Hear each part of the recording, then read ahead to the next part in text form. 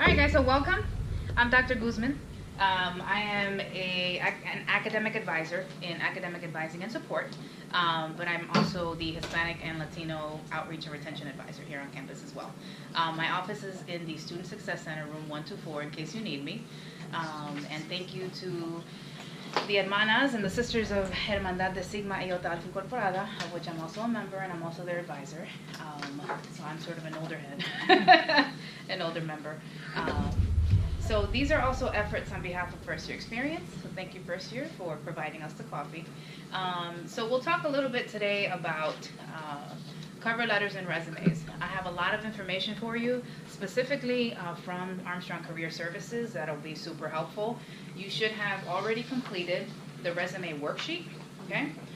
This kind of outlines and details specifics as to things that you will reduce in your resume, by the way. So this is just kind of to get your brain going, juices flowing for what you want to put on your resume, all right? So that's totally up to you for you to keep. You also should have Armstrong Career Services, a packet that I also provided.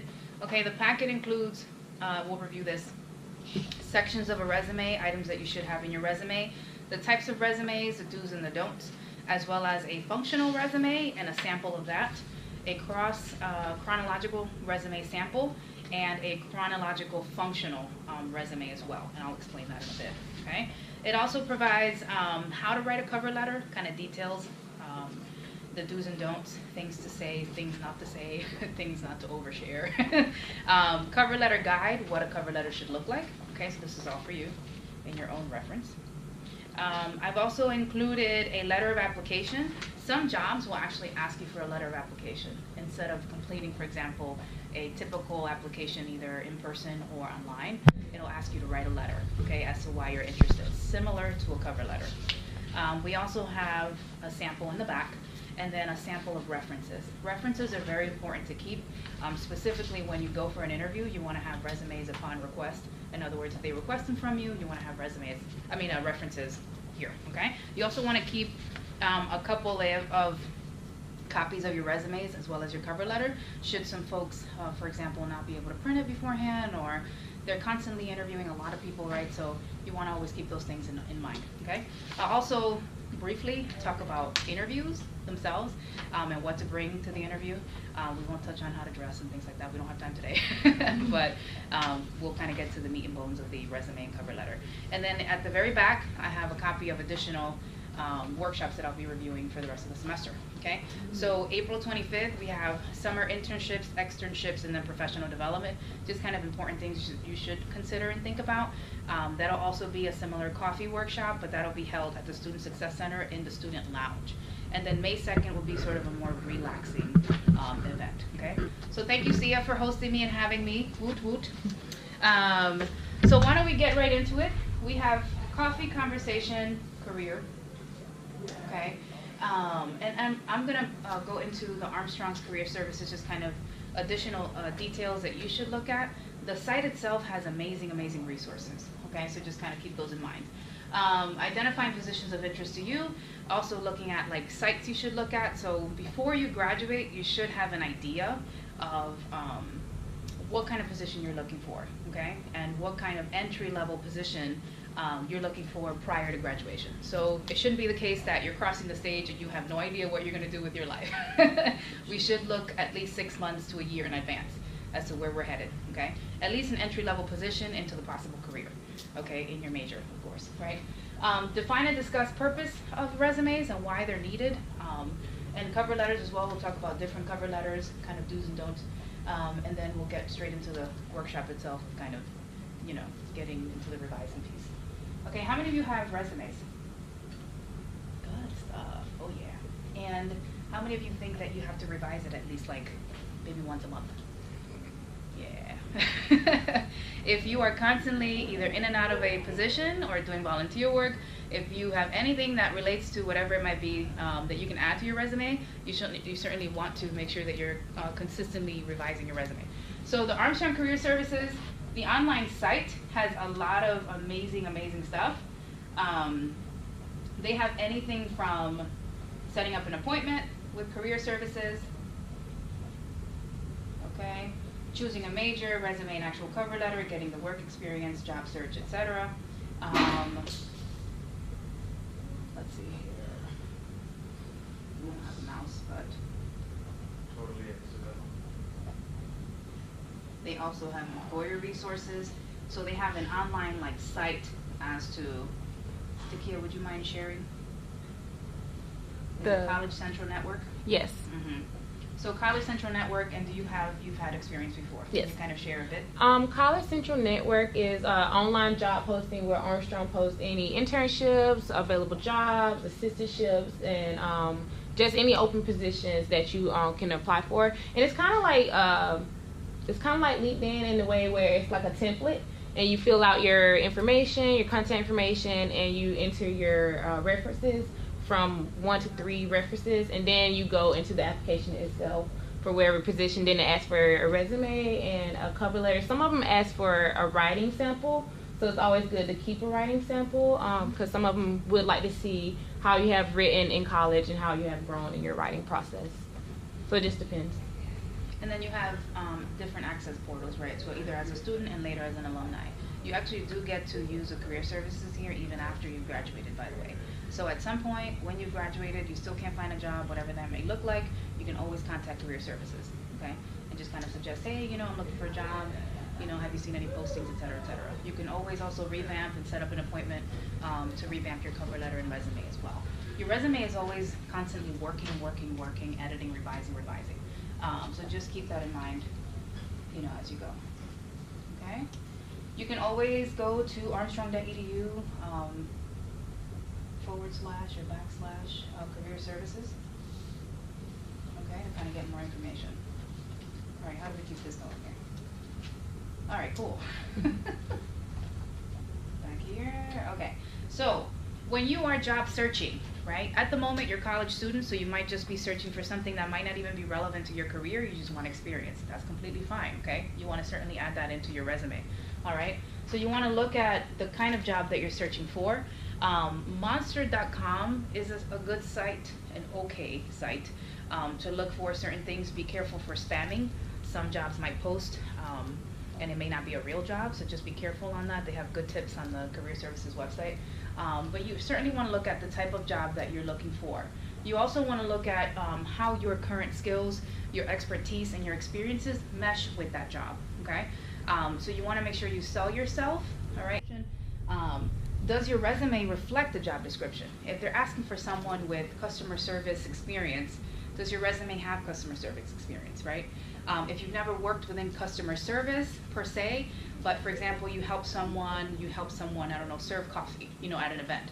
That's customer service, and you can still sell yourself, okay? So that's something to think about as you include it in your resume. And also, does your cover letter reflect what's in the job description? You want to speak the language that they're speaking in the job description. That's how I've been able to get jobs, honestly. I make sure that my entire cover letter and resume matches the exact words that are in that job description, okay? You don't want to lie. If you don't have those skills and experiences, that's okay, but there's a way to sell yourself in a way where you can still cater to what the job description is looking for, all right? Okay, so as I mentioned, you want to make sure the job description is included in both your resume and your cover letter. I made the mistake once of actually I made one point when I was first applying for this job, actually. I would apply with a 3-page cover letter, and I included every detail possible, and I'm like, this is how I've been able to reach out to students, and this is how, and I would go on for like paragraphs, and I'm like, well, nobody's calling me. Well, yeah, no one wants to read a 3-page cover letter. Would you want to sit here on a hiring committee and read a 3-page cover letter? You want to read something that's brief, that's to the point, that's concise, right? That sells you in 1 page, okay? So the important thing is, yes, to add description, but not to add every single item, to add key points, okay? And to kind of make your point. I'll show you an example of my resume so you have an idea. And your resume should also match. So if they're looking again for experience in customer service sales, right? In whichever job or volunteer activity, you should have experience in customer service sales, I don't know, 100% attention in such and such and such. Does that make sense? And we'll look at that, what that sample looks like. So let me get back to, this is my resume. Now mine is much more extensive due to experiences and whatnot. This one is 3 pages, but in higher education, 2 to 3 pages is usually normal and fine, okay? But here, for example, this is the same format that I would use, right, for my cover letter and my resume and my references. I want to be consistent. So for my cover letter, I also have the same. You usually put your name slightly bigger in font, right? The same font, smaller, okay? You would put the address, and then the phone, and then the email address. The email address has to be a professional address. Please do not put, I don't know, fabulous247.com at hotmail.com, okay? It should be professional. It can be your first and or last name, couple of numbers and whatnot at Gmail, Hotmail, Yahoo, whatever that may look like, okay? Professional experience, depending on the actual job.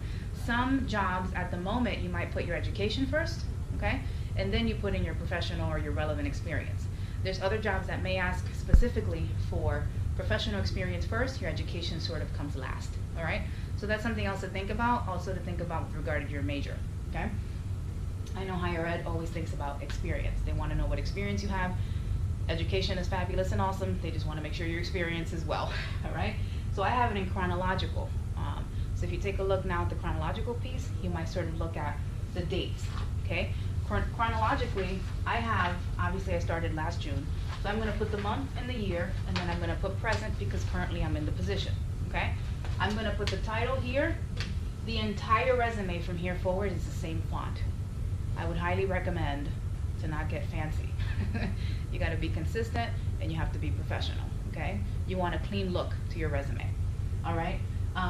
So I'm going to put the title here, whatever title it might have been, let's say sales desk associate, whatever that may look like. At the bottom, you're going to put the division or the department or the organization or the company name. And here next to it, you're going to put the actual city, okay, and state, right?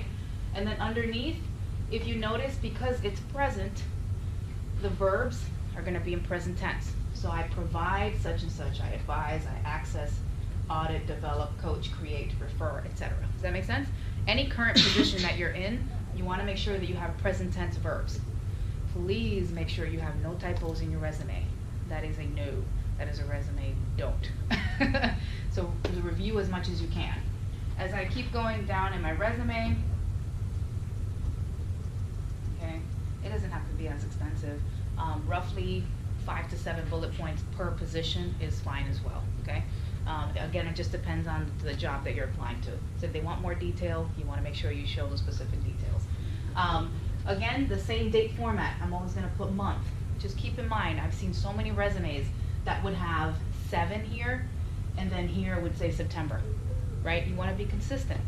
So if you're going to spell out the word, right? Instead of saying 7. Does that make sense? Okay?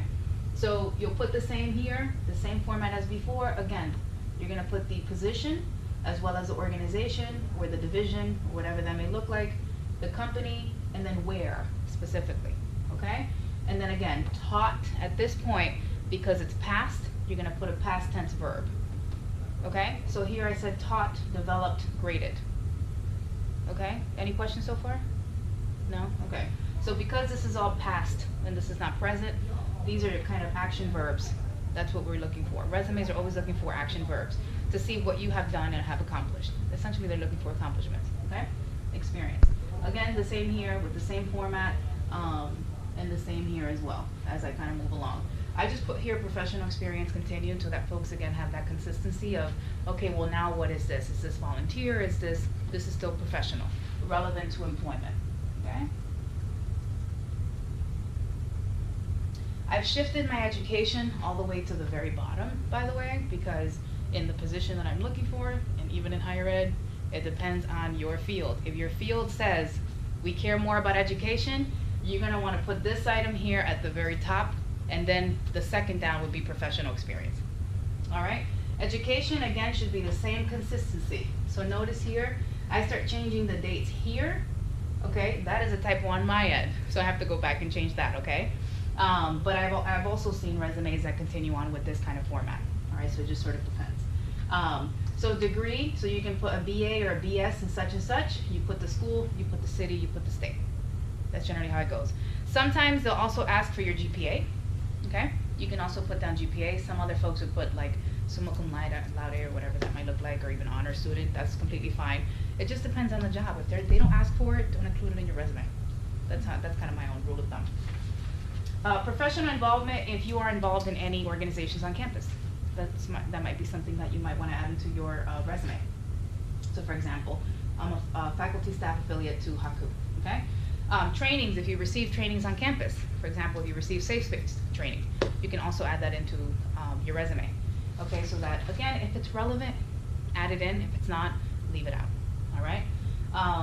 And those are kind of selected trainings as well. Institutional involvement, for me, again, in higher ed, when you're looking at stuff, or even in education, they want to make sure that you're involved in different kind of other organizational stuff and whatnot. So I'm going to also include that as well. So yours may say institutional involvement. You might say that you are part of student government. You might say that you're part of SOS, right? You might say you're part of SIA. So it just sort of depends on your affiliations to the campus. And then awards, those are crucial. I think that's important to add in as well. So you can also add in the different dates, right? And then again, be consistent with regard to the actual award that you received and by whom. That's something that I always keep in mind. Proficiencies, if you have any language proficiencies, any other proficiencies that you can think of? Anybody else? Well, would that go under proficiencies as well as technical? Because I know sometimes when they put like proficiencies, they'll say proficient in Excel. That would be under the same. That would be right. So you can also add that in as a technical proficiency. Okay. Although I have it as technical skills, you might see this slightly different. Again, a resume always varies. You want to be consistent, right? Technical skills. So I'm trained in all of these different areas, right? So obviously Microsoft Word, Excel, PowerPoint. Okay. Some jobs may ask for it, some jobs may not. I think that's a good thing to kind of keep in mind. Any questions so far? Again, this is a 3-pager. We don't want a 3-pager. This again depends on the current job and what you're applying for. Okay. Generally, one-page resume is where you should be looking for. Okay. Okay. So I showed you the So it example. doesn't need to really be as detailed. The resume. Yeah, since let's say you do have a lot of volunteering, and you do have a lot of I would say 2-page max. 2-page max. Yeah, if you can fit it into a 1-pager. I think in the past, my resume has been, goodness sake, I've played a lot with font sizes, okay? Mm-hmm. So I'll try to include anything and everything that I can, but if it doesn't fit within the 1 page, the other thing to also think about, if you're going for a very general 300 resume possible like job, where there's gonna be a lot of people applying, they're probably gonna put your resume through a, one of those sort of machine. ATS, is that what it's called? Mm-hmm. Where it'll just read, like if you have no keywords as it relates to the job description, they'll toss the resume. Mm-hmm. So that's why you want to keep it as concise, but you also want to make sure that it connects to the job description. That's one of the biggest takeaways from this I didn't session. know that there was such thing as that. Yeah, Yeah. actually, even when I know Microsoft has like the templates where you can fill in like your resume and your Yeah. cover letter. Yeah. Even that sometimes can mess up the system, just because it reads the box, it doesn't read the text. Or if you do like a lot of bolding or highlighting or all this extra stuff, it doesn't read all that. So it's just best to, like, if you are going to use one of those templates, just to copy, paste, and put it and remove the format in another document, because that system, it doesn't read the text, it just reads the So what boxes. size, like, I usually use Times New Roman. I'm not really the person to go venture off. Into others, Times New Roman is a good Mhm. font. Okay, Yeah. gotcha. Times New Roman, what's the other, Calibri I was just or Cambria. I think those are also sort of generals, Yeah. kind of the generic ones that Word would use. Mhm. I would use something that looks very, very clean. And some folks may not know what clean means. So I have seen all kinds of resumes, and in some places, those resumes are accepted, and welcomed. In other places, if you're going towards the business, econ, management, that route, they want something that's very black and white. Okay, if you're going towards the arts and sort of the creativity side, they may even ask for a portfolio. Your resume may look as creative as you want it, it's colorful and fabulous. You might even want to use color paper. Completely awesome, but that's that specific field. So the general sense is, the drier it is and the more sort of black and white it is, the more accepted, and the sort of less creative, okay? So, and there's also different styles of resumes as well that I'll talk about. So your resume should just be a one-page summary of your qualifications. So generally, what should a resume include? It should obviously have a heading, right? So it shouldn't necessarily say resume. Not in the heading in that sense, but I'll go back to mine. Oh, then I just closed it out. Okay, here we go. So the general heading should be your first name, right? First, middle if you'd like, last name, okay? And then your address at the very bottom. This again is a clean cut resume. I've seen folks put address, such and such, email. You don't have to put any of that stuff, okay? You want to be as concise as possible. So just put street, okay, your address as it goes here, your phone number, and then your actual email address. So don't be literal. Yeah. Okay. Let's see. Objective. There are some resumes that include an objective. You can absolutely include an objective in your resume, depending again on the job that you're looking for. Some wouldn't. Some employers really don't care much about an objective. They care more about what you have to offer, and they'll look straight at your experiences, okay, your relevant experience. But your objective, right, it says optional on the resume. Your objective should be stated in the cover letter though, okay, so something to keep in mind. So although you may not, I remember the first resume I ever made about 10, 11 years ago. Mine did include objective, and it was a very general objective. Keep in mind, if you want to keep an objective on your resume, you want to make sure that it does not speak to a different job description. So for example, if you're saying, my objective is to share my expertise and experiences in the IT world, something along those lines, and you're applying for, I don't know, give me, to work at the Flying Monk. That might not, unless you're working for it, obviously applying for their IT position, that might not be a good idea, right? So keep it more on the general sense of in terms of your objective. Education should include obviously your degree, major, minor, your school, and then your graduation date. I also included that as well. I also included in mine, for undergrad, I included my GPA. That's something else if you'd like to include. Your experience, those things are very, very important. So then your experience, then let's get into kind of the different types of resumes. The functional, the chronological, and then the kind of chronological functional, okay? This functional resume is specific. For example, if we look at the sample, right? The sample itself says name, and you see how it's sort of, again, kind of a clean cut. Different format, right? It has 2 lines. That's totally up to you. That's fine as well. And your name here. You're not going to put functional resume at the top. You're just going to start with your name. All right, your objective, seeking a such and such position, right? Education, you put your education here and this stuff here. Your relevant skills, if you have any work gaps, right? Let's say you worked for a year and a half, or you worked for a summer and you hadn't worked again, and you were in school, and then you worked again the following summer, you now have a work gap, right? In other words, you haven't worked for that period during the year. So you might want to use a functional resume instead of a chronological, where employers would look at your resume and say, well, although they may not have been employed, for example, you still have certain experiences that still relate to the job, okay? So what that means is you have interpersonal communication. So now you're targeting specific qualities, all right? So you're saying you have interpersonal communication, and now what you're writing in these items here is now you're pulling from all the different experiences, whether work or volunteer related. Does that make sense? I know this one might be a little more confusing. So you can put the years that you were, like, let's say you worked in 2008 in the summer, but then you didn't work for that whole year until the next summer. You would put like 2008 Well, this only. is for this type of resume, you wouldn't even put dates. Oh, you didn't Yeah. put the year either? You would just put what you did. What you did, right. Okay. So the main item here is functional resume. Like, in other words, you're pulling from your qualities, your experiences, your expertise, And those might be, let's say the first bullet point might relate to the first job.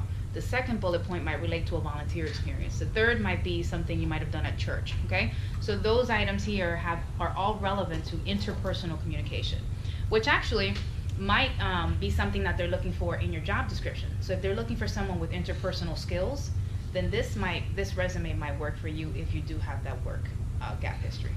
Does that make sense? Kind of, okay. And then as well as leadership, right? Any organizational stuff, event planning, any of that stuff, you can add that in here as well. And then organizational planning here as well. Employment history, that's when you begin listing. You see how it has it sort of more listed on a list basis? You can say you were such and such and such. Okay, your position, etc. I follow these sample resumes to the T. You know, if I'm looking for a job that they're specifically, you know, that I may have a work gap history or that it may not be relevant, I would use a functional resume.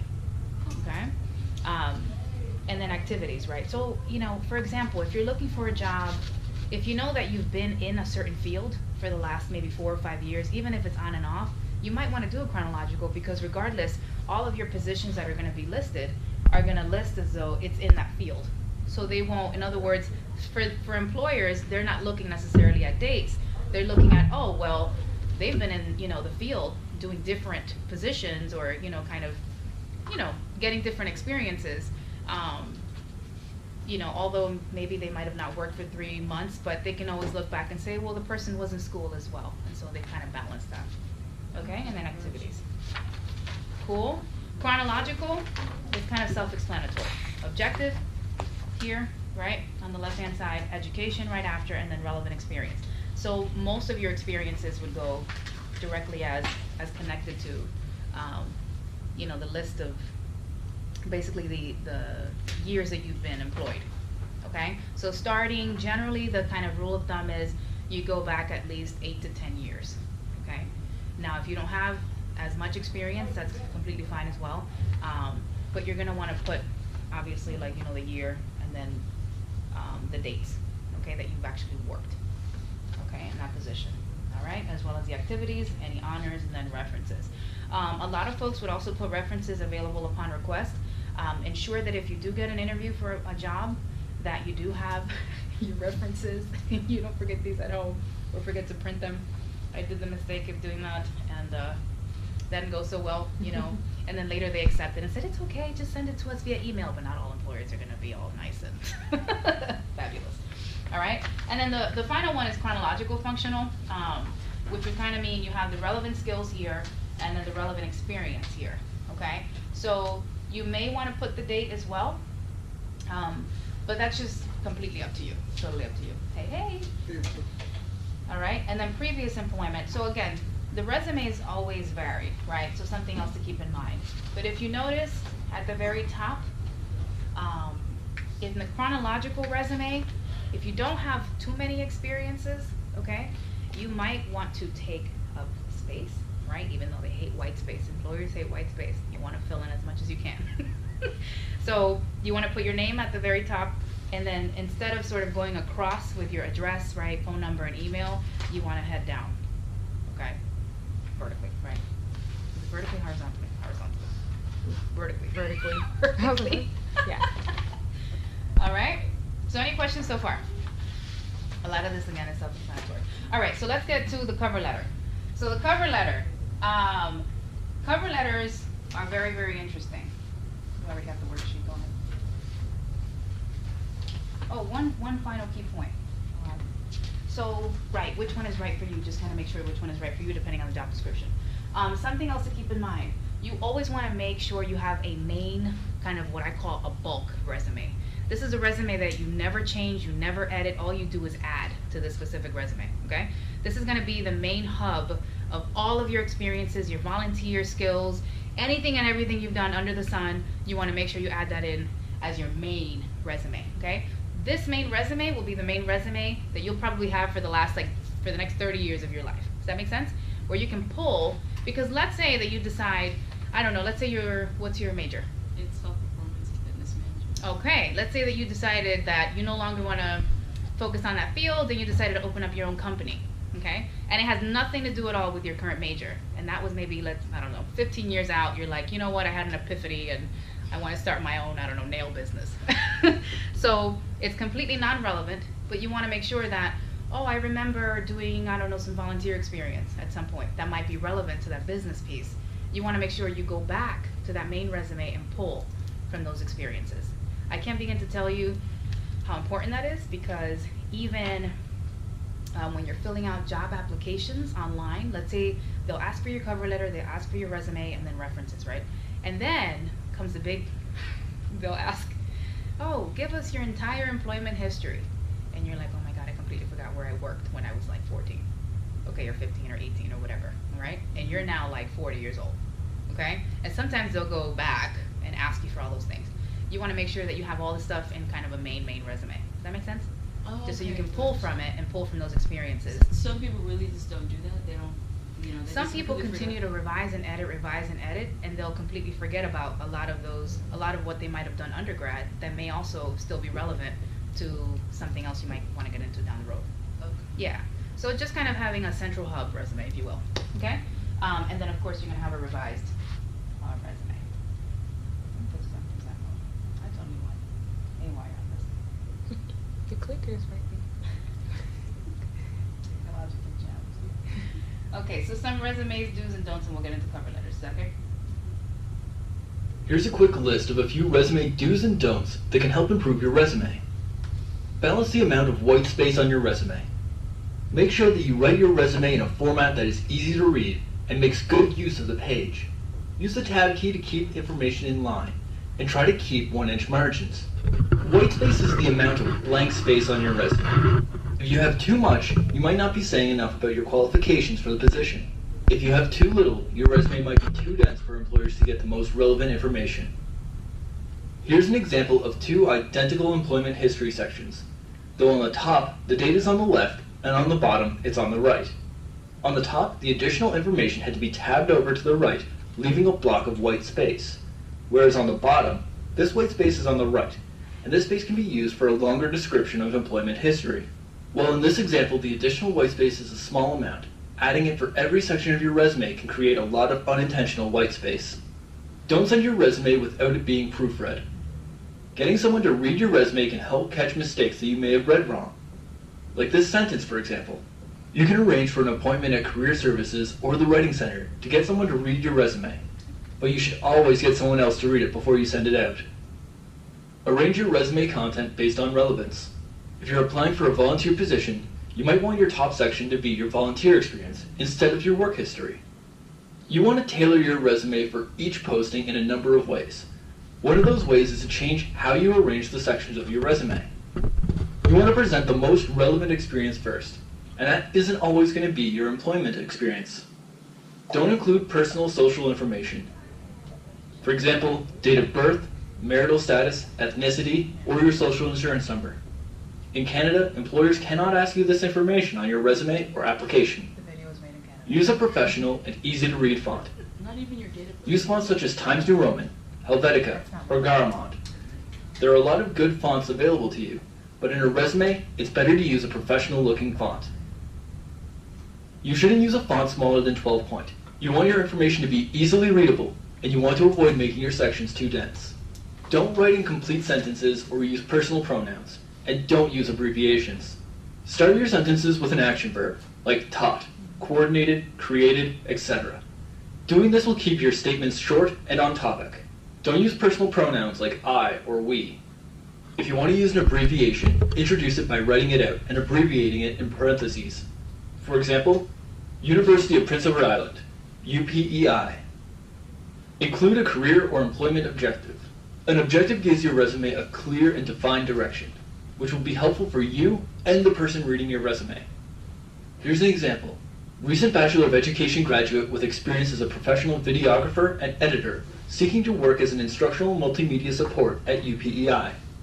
In this example, I used my most relevant qualifications and specifically stated which position I was applying for. Don't send out the same resume to every position you're applying for. Take the time to tailor your resume to each specific job. If there's a job posting, use that as an outline to start your resume. A job posting tells you exactly what information the employer is looking for, so use it as your starting point. Send your resume digitally as a .pdf. If you're applying online, always use a .pdf unless you are specifically told to submit in another format. If you have any questions, please contact us at careerservices@upi.ca. You wouldn't contact them, right? All right. So quick thing about cover letters. Okay. Was that helpful, by the way? Resumes, do's, and don'ts? Mhm. Okay, awesome. So cover letters. So that should also be a one-page summary. This is a lot more elaborate than the resume. The resume is a lot more bulleted, right, in terms of your actual experiences. But your cover letter is really going to share and explain this idea, right, of why you're interested in the position, okay? Your cover letter, I've learned the very extreme hard way, again, should be one page and no more than one page, not 2 or 3 or 1.5. Keep it brief, keep it concise, okay? I have another sample here as well of what you should include in your cover letter. Again, I would use a similar format to this, okay? This has a different format to what the resume would look like, right? So it has, you know, list your name, your address. This is more of a business letter format, okay, for your cover letter, all right? I tend to go on the more consistent route, and so the same way that my first name and address, email address, the same way that that's listed, I would put the same heading. I actually put it in as a header, and I would use the same header for the cover letter, okay? As long as it includes your name, address, email, contact information, that's completely fine. When you address it, you're always gonna say dear, okay? Mr. So-and-so. If it does not have someone listed on there, you can always say to whom it may concern, okay, comma. And then you can, I usually start with, I write to you as an applicant for the position, number such and such, name of the position, okay? And I found this position on such and such site, and I'm highly interested for several reasons. The next paragraph, you go into why you're interested, okay? When you're interested, you're obviously writing in, you know, what catches your attention about the actual job, okay? And a cover letter is one of the most difficult, I think. Your resume is your resume. You can always write in a resume, but a cover letter, I think, really sells you. So you want to make sure that your cover letter includes what's in the job description. What are they asking for, and how can your current experiences contribute to that specific position? Okay, so that's key. The final one is essentially also summarizing, right, your skills and expertise and how that contributes to the position. And then sincerely, at the very bottom, you want to leave room to possibly print your cover letter and sign it, actually sign it, okay? So you want to leave enough space at the bottom, and then type your name as well, okay? So give yourself enough room to actually sign it. I think that's important. Sometimes folks will put enclosed, please find my resume at the very bottom as well. You can completely, again, follow this cover letter guide. It kind of gives you an idea. And then the same font. Again, consistency is key. You want to use the same font that you use in your resume in your cover letter, all right? Something else to keep in mind. If they ask for a letter of application, these are mainly for, I would say, more administrative level positions that they'll ask for a letter of application. And these are also samples here, okay? References, the same thing. I would use the same format as a resume and cover letter at the very top with contact info, and then I would begin with references, okay? And list down your references. Some may ask, look at the job description and see exactly what they're looking for. If they're asking for the name, the relationship, the address, the phone number, the email, make sure you list all those items, okay? Because they want to make sure they have every detail possible about your references. Some folks might not detail or ask. That's completely fine. I would still go that route anyway, just so they know. I wouldn't add in the relationship if they don't ask for it, all right? In case it's a personal reference, if that makes sense to you. All right? So moving on. Already talked about that. All right, so let's get into the workshop itself.